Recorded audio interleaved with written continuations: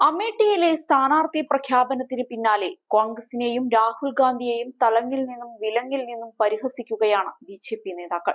മോദി പോലും ഈ വിഷയത്തിൽ പരിഹാസവും കുറ്റപ്പെടുത്തലുമായി എത്തിയിരുന്നു. ഇതിന് തൊട്ടു പിന്നാലെ പരിഹാസവുമായി കടന്നു വന്നിരിക്കുകയാണ് ബി.ജെ.പി. നേതാവ് സ്മൃതി ഇറാനി.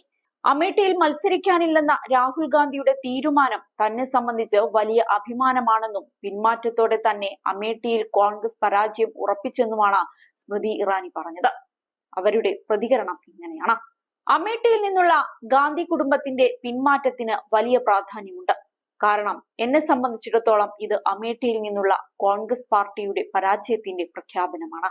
ഒരു സാധാരണ ബി.ജെ.പിക്കാരിക്ക് അമേഠിയിൽ നിന്നും ഗാന്ധി കുടുംബത്തെ കെട്ടുകെട്ടിക്കാൻ സാധിച്ചുവെന്നാണ് അഹങ്കാരത്തോടെ അവർ പറഞ്ഞത്.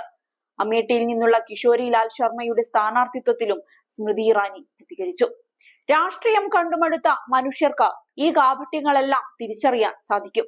1% മണ്ഡലത്തിൽ വിജയിക്കാൻ സാധ്യതയുണ്ടായിരുന്നുവെങ്കിൽ ഒരിക്കലും ഗാന്ധി കുടുംബം മണ്ഡലം ഉപേക്ഷിക്കുമായിരുന്നില്ല.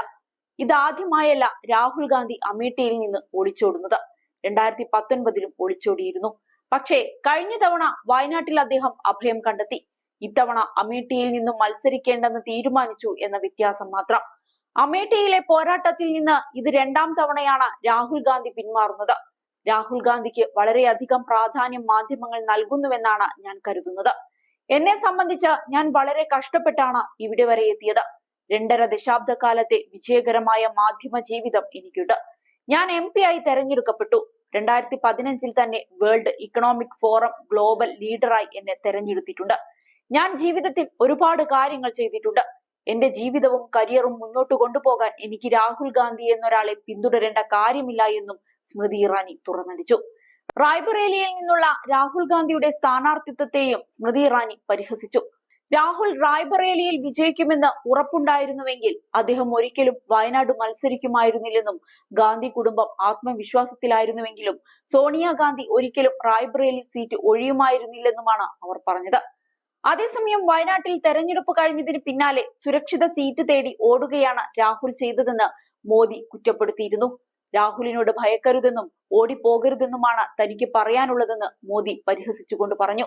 നാമനിർദ്ദേശ പത്രികാ സമർപ്പണത്തിന്റെ സമയം അവസാനിക്കാൻ മണിക്കൂറുകൾ മാത്രം ശേഷിക്കെയായിരുന്നു അമേഠിയിലും റായ്ബറേലിയിലും സസ്പെൻസ് അവസാനിപ്പിച്ച് കോൺഗ്രസ് സ്ഥാനാർത്ഥികളെ പ്രഖ്യാപിച്ചത്.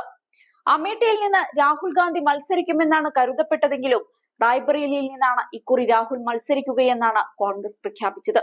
കോൺഗ്രസിലെ മുതിർന്ന നേതാവായ കിഷോരിലാൽ ശർമ്മയാണ് അമേഠിയിൽ നിന്നും മത്സരിക്കുന്നത്.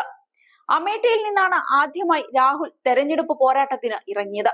2004 മുതൽ മണ്ഡലത്തിൽ നിന്നും വിജയിച്ച രാഹുൽ 2019 അമേഠിയിൽ പരാജയപ്പെട്ടു. ബി.ജെ.പിയുടെ വനിതാ നേതാവായ സ്മൃതി ഇറാനിയോട് മത്സരിച്ചായിരുന്നു രാഹുലിന്റെ പരാജയം. ഇക്കുറിയും അമേഠിയിൽ മത്സരിക്കാൻ ബി.ജെ.പി. രാഹുലിനെ വെല്ലുവിളിച്ചിരുന്നു. രാഹുൽ അമേഠിയിൽ മത്സരിക്കുന്നത് ഇന്ത്യ സഖ്യത്തിനും ഊർജം പകരുമെന്നായിരുന്നു വിലയിരുത്തപ്പെട്ടത്. എന്നാൽ ഇതെല്ലാം തള്ളിക്കൊണ്ടാണ് റായ്ബറേലിയിൽ നിന്നും രാഹുലിന്റെ സ്ഥാനാർത്ഥിത്വം കോൺഗ്രസ് പ്രഖ്യാപിച്ചത്.